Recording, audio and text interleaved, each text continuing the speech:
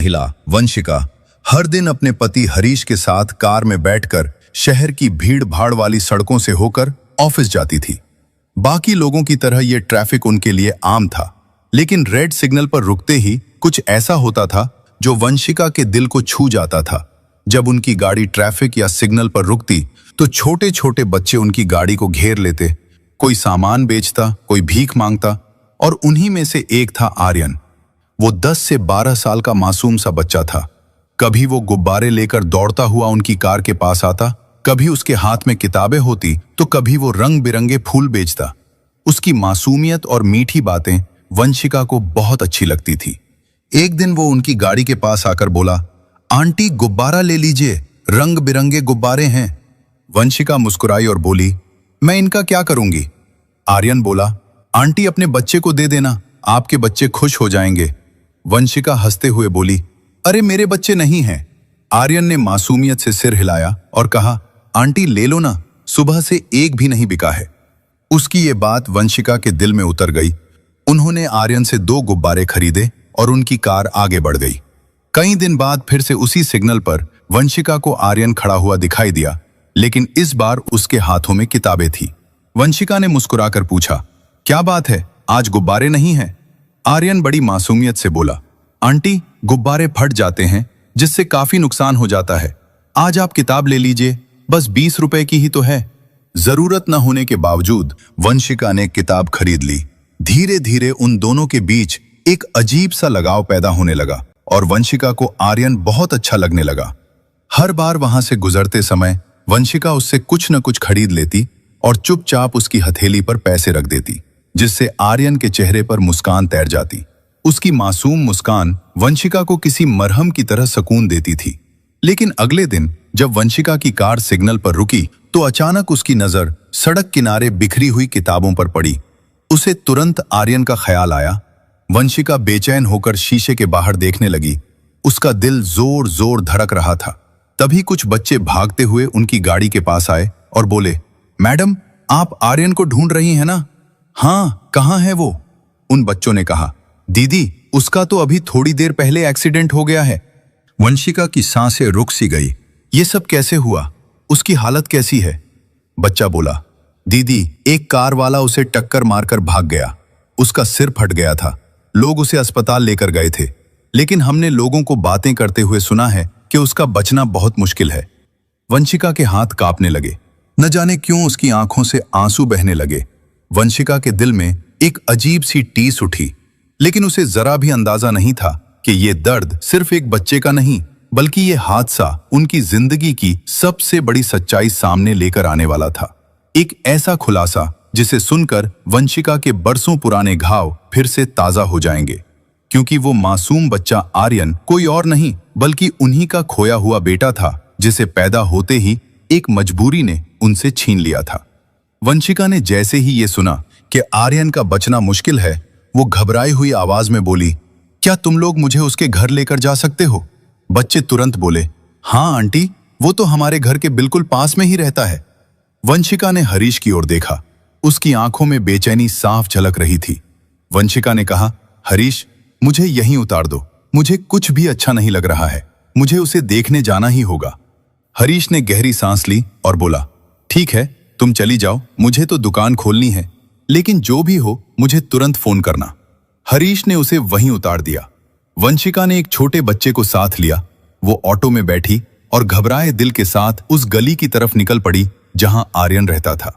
थोड़ी दूर आगे चलकर बच्चे ने ऑटो रुकवाया, लेकिन जैसे ही वंशिका नीचे उतरी तो अचानक उसकी नजर एक बुजुर्ग महिला पर पड़ी। उसे देखते ही वंशिका सन्न रह गई। ये तो वही औरत है। वो उस महिला को बहुत अच्छी तरह जानती थी। बुजुर्ग महिला भी वंशिका को देखते ही ठिठक गई और अगले ही पल फूट फूट कर रोने लगी। वो कांपती आवाज में बोली, मैं तेरे बेटे को बचा नहीं पाई। वंशिका के पैरों तले जमीन खिसक गई। क्या वो मेरा बेटा आर्यन था? बुजुर्ग महिला ने आंसू पोंछते हुए कहा, हाँ वही तेरा आर्यन था। बस इतना सुनना था। वंशिका ने दहाड़े मारकर रोना शुरू कर दिया। मैं कितनी अभागन हूं, बरसों बाद मेरा बच्चा मेरे सामने खड़ा था और मैं उसे पहचान भी न सकी। वंशिका रोते रोते बोली, वो कहाँ है? अब कैसी हालत है उसकी? मुझे उसे देखना है। गली में वंशिका के रोने की आवाज सुनकर मोहल्ले की औरतें भी इकट्ठी होने लगी। एक ने पूछा, ये कौन है? ये इतनी बेचैन क्यों है? आर्यन की दादी ने आंसू पोंछते हुए कहा, अरे यही तो उसकी असली माँ है। ये सुनते ही गली में सन्नाटा छा गया। किसी को भी यकीन नहीं हो रहा था कि इतनी अमीर औरत का बच्चा इस हालत में कैसे जी रहा था। वंशिका रो रो कर पुकार रही थी, आर्यन, मेरा बच्चा आर्यन। उसकी दर्द भरी पुकार से पूरा मोहल्ला गूंज रहा था। आर्यन और वंशिका की इस सच्चाई को समझने के लिए हमें समय में थोड़ा पीछे जाना पड़ेगा। साल 2015 में जब वंशिका सिर्फ 19 साल की थी, तब उसे विजय नाम के लड़के से प्यार हो गया। वो दोनों शादी करना चाहते थे, लेकिन वंशिका का परिवार इस रिश्ते के खिलाफ था। लाख कोशिशों के बाद भी जब घर वाले नहीं माने, तो आखिरकार एक दिन वंशिका ने अजय के साथ भागकर शादी कर ली। वो दोनों उसी शहर में एक छोटा सा किराए का घर लेकर रहने लगे। लेकिन वंशिका के इस कदम से उसके परिवार ने वंशिका से हर रिश्ता तोड़ लिया। 1 साल बाद वंशिका ने एक प्यारे से बेटे को जन्म दिया, जिसका नाम उन्होंने आर्यन रखा। उसी दौरान वंशिका को एक ऐसी सच्चाई पता चली जिसने उसकी हंसती खेलती जिंदगी को तबाह कर दिया। किसी ने उसे बताया कि उसका पति अजय एक खतरनाक गैंग से जुड़ा हुआ है। वो पैसों के लिए लोगों को मारने से भी पीछे नहीं हटता था। वंशिका ने उसे बहुत समझाया कि ये रास्ता ठीक नहीं है। जिन लोगों के लिए तुम ये सब करते हो, देखना एक दिन यही लोग तुम्हें भी मरवा देंगे और हमारी जिंदगी तबाह हो जाएगी। वंशिका के समझाने के बाद भी अजय नहीं बदला और फिर वही हुआ जिससे वंशिका हमेशा डरती थी। एक दिन अजय के दुश्मनों ने उसकी जान ले ली। अजय की मौत के बाद वंशिका टूट गई। अब उसके पास ना तो घर था, ना कोई सहारा। वो मायके भी नहीं जा सकती थी। अगर उसके पास कुछ था तो उसका बेटा आर्यन था। अब वंशिका के जीने का आर्यन ही एक सहारा था। लेकिन उसी दौरान वंशिका के माता पिता को भी अजय की मौत की खबर मिल गई थी। वो लोग वंशिका के पास आए और बोले, बेटी, जो हुआ सो हुआ, लेकिन तू अभी जवान है, हम तेरी दूसरी शादी करा देंगे, पर उसके लिए एक शर्त है, तुझे इस बच्चे को भूलना होगा। ये बात सुनकर वंशिका सन्न रह गई। वो हकलाते हुए बोली, मैं अपने बच्चे को कैसे छोड़ दूं? उसके घर वालों ने उसे समझाया कि अगर ये बच्चा तेरे साथ रहेगा तो फिर कौन तुझसे शादी करेगा। इसी दौरान अजय के माता पिता भी वहां पहुंच गए। उन्होंने भी वंशिका को समझाया कि बेटी, तू दूसरी शादी कर ले, आर्यन को तो हम पाल लेंगे, ये हमारा भी तो बच्चा है। बहुत सोचने समझने के बाद नम आंखों से वंशिका ने अपना मासूम आर्यन उसके दादा दादी को सौंप दिया और अपने माता पिता के साथ चली गई। वंशिका के माता पिता ने अपनी बेटी के अतीत को भुलाने के लिए हरीश नाम के लड़के से उसका रिश्ता तय कर दिया। लड़का अच्छा और संस्कारी था, इसलिए कुछ मुलाकातों और बातचीत के बाद परिवार वालों ने हरीश और वंशिका का रिश्ता तय कर दिया। लेकिन इस रिश्ते की नींव एक बहुत बड़ी सच्चाई को छिपा कर रखी गई थी। हरीश से वंशिका का अतीत छिपाया गया। उसे बताया गया था कि वंशिका अविवाहित है। कुछ दिनों बाद उन दोनों की धूमधाम से शादी हो गई। शादी के बाद वंशिका मुंबई आ गई। हरीश मुंबई में ही रहता था। वंशिका की सुंदरता और उसकी शालीनता से वो इतना प्रभावित हुआ था कि शादी के बाद वो हर किसी से यही कहता था, मैंने दुनिया की सबसे अच्छी लड़की से शादी की है। हरीश की हिल रोड मार्केट में मोबाइल की बड़ी दुकान थी, जिसे चलाने के लिए कर्मचारी रखे हुए थे। उसका काम इतना अच्छा चलता था कि घर में कभी पैसों की कमी महसूस नहीं होती थी। धीरे धीरे वंशिका भी दुकान पर उसका हाथ बटाने लगी। वो दोनों साथ में काम करते, एक साथ बैठकर चाय पीते। वंशिका हरीश के साथ हंसी खुशी जिंदगी गुजार रही थी। लेकिन किस्मत का खेल देखिए, जब वंशिका की दुनिया संभल ही रही थी, तभी अचानक उसके छोड़े हुए बच्चे आर्यन की जिंदगी में फिर से तूफान आ गया। उन दिनों आर्यन के दादा का अचानक देहांत हो गया। उनके जाते ही घर के हालात खराब होने लगे। आर्यन की चाची रोज झगड़ा करने लगी और ताने मारने लगी कि इस बच्चे की माँ तो इसे छोड़कर भाग गई है, अब हम ही क्यों पालें? इसे अनाथ आश्रम दे दो, कुछ तो बोझ कम होगा। लेकिन आर्यन की दादी किसी चट्टान की तरह अडिग थी। वो कहती थी, ये तो मेरा अजय है, ये मेरे बेटे की आखिरी निशानी है, मैं इसे कहीं नहीं जाने दूंगी। आर्यन को लेकर रोज रोज झगड़ा होने लगा। एक दिन आर्यन की बड़ी बुआ वहां आई। उन्होंने देखा परिवार में हर तरफ तनाव ही तनाव है। बुआ ने दादी से कहा, माँ जी, अगर घर में इतना झगड़ा हो रहा है तो आप आर्यन को मुझे दे दो। मेरे 2 बेटे हैं, मैं इसे भी अपने साथ मुंबई ले जाऊंगी। दादी ने तुरंत ना में सिर हिलाया और कहा, नहीं, मैं किसी पर भरोसा नहीं कर सकती। जब तक मैं जिंदा हूं ये मेरे साथ ही रहेगा। बुआ ने समझाया कि ठीक है माँ जी, आप भी मेरे साथ चलिए। इस तरह आर्यन अपनी दादी के साथ मुंबई आ गया। समय बीतता गया। आर्यन अब 10 साल का हो चुका था। वो थोड़ा शरारती हो गया था और दुनिया को अपने ढंग से समझने की कोशिश कर रहा था। एक दिन उसने देखा उसकी उम्र के बच्चे रोज पैसे लेकर घर लौटते हैं। आर्यन ने उनसे पूछा, तुम पैसे कहां से लाते हो? बच्चों ने हंसते हुए कहा, हम मुंबई की सड़कों पर रेड सिग्नल से गुजरने वाली गाड़ियों के पास जाते हैं और लोगों से मांग लेते हैं। आर्यन के मन में भी पैसे कमाने की इच्छा हुई। वो बोला, कल मैं भी तुम्हारे साथ चलूंगा। लेकिन उसकी दादी ने उसे सख्ती से मना कर दिया कि बेटा, भीख मांगना बहुत बुरी बात है। आर्यन ने नटखट मुस्कान के साथ कहा, दादी, मैं भीख थोड़े ही मांगूंगा, मैं तो गुब्बारे बेचूंगा। दादी चाह कर भी उसे रोक न सकी और यूं आर्यन ने कुछ गुब्बारे खरीदे और रेड सिग्नल पर बेचने जाने लगा। कभी फूल, कभी गुब्बारे, कभी किताबें, जो भी उसे सही लगता वो उसी को बेच देता। लेकिन उसी दौरान अनजानी राहों से उसकी असली मां वंशिका उसकी जिंदगी में आ चुकी थी। वो दोनों रोज एक दूसरे के सामने होते थे। वंशिका के दिल में उसे देखते ही ममता उमड़ पड़ती थी, लेकिन वो इसे इत्तेफाक समझती रही। वो दोनों पास होकर भी एक दूसरे से अनजान थे। वंशिका मन ही मन अपने बेटे को हर रोज याद करती थी, लेकिन उसके माता पिता ने उसे सख्ती से मना कर रखा था कि कभी गलती से भी आर्यन का नाम मत लेना, क्योंकि अगर किसी को पता चल गया तो तेरी जिंदगी खराब हो जाएगी। इसलिए वो चुप रहती थी, अपने आंसुओं को छुपाती थी, और अगर वो कभी मायके जाती तो बस उसे इतना ही पता चलता था कि आर्यन अपनी बुआ के साथ मुंबई चला गया है। कितना अजीब इत्तेफाक था। माँ और बेटा एक ही शहर में थे, एक ही सड़क पर खड़े थे और एक दूसरे के साथ बातें भी करते थे, लेकिन यादें बहुत धुंधली हो चुकी थी। वंशिका ने कई बार उससे नाम पूछा था, उसके घर वालों के बारे में भी पूछा था, और आर्यन ने उसे बताया था कि मैं अपनी दादी के साथ रहता हूं, मगर वो ये नहीं जानती थी कि ये दादी वही हैं जिन्होंने उसके बेटे को पाल पोस कर बड़ा किया था। लेकिन आज वंशिका जब आर्यन को तलाश करते हुए उसके घर पहुंची और दादी को सामने खड़े देखा तो उसकी आंखें खुली की खुली रह गई और बरसों पुरानी यादें फिर से ताजा हो गईं। उसके दिल में ममता की टीस उठी। क्या सच में वो मेरा बेटा आर्यन था?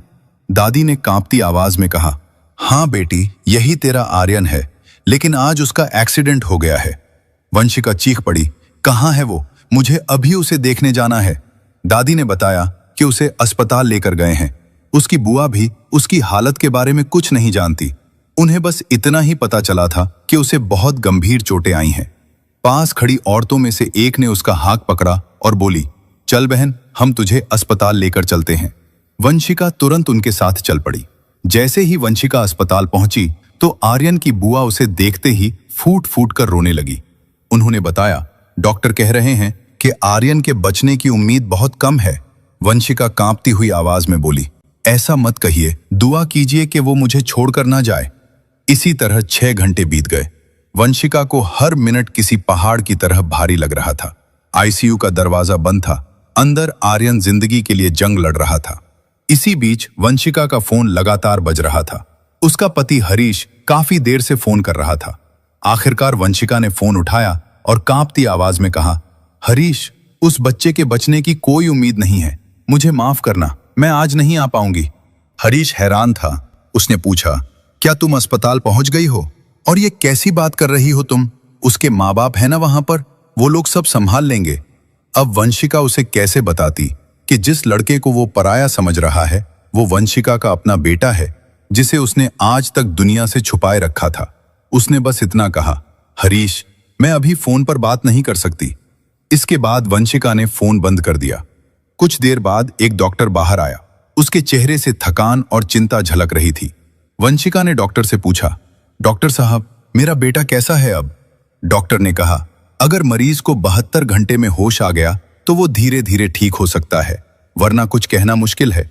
वो 3 दिन वंशिका के लिए 3 साल के बराबर थे। और फिर तीसरे दिन शाम को डॉक्टर ने मुस्कुराते हुए कहा, लड़के को होश आ गया है, अब आप लोग मिल सकते हैं।